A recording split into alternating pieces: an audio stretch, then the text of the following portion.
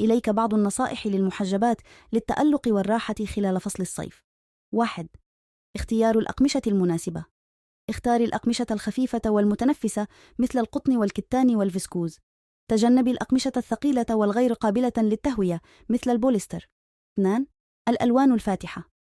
الألوان الفاتحة تعكس أشعة الشمس وتقلل من امتصاص الحرارة، مما يجعلك تشعرين بالراحة أكثر. اختاري ألواناً مثل الأبيض، البيج، الباستيل والألوان الزاهية. 3. تصميمات فضفاضة. الملابس الفضفاضة تتيح تدفق الهواء وتساعد على الشعور بالبرودة.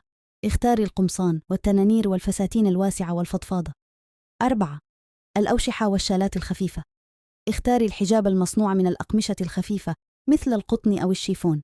تجنبي الأوشحة السميكة التي يمكن أن تسبب التعرق. 5. الطبقات البسيطة. حاولي تقليل عدد الطبقات التي ترتدينها. استخدمي قميصاً خفيفاً أو سترة خفيفة فوق الملابس الرئيسية. 6. الترطيب والحماية من الشمس. تأكدي من وضع واقي الشمس على الوجه وأي منطقة مكشوفة من الجسم.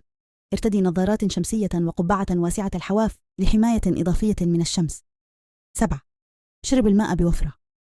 حافظي على ترطيب جسمك بشرب كميات كافية من الماء طوال اليوم. 8. الأحذية المناسبة. اختاري الأحذية المفتوحة والمريحة مثل الصنادل والتي تسمح بتهوية القدمين وتجنب التعرق الزائد. 9. التسريحات المريحة.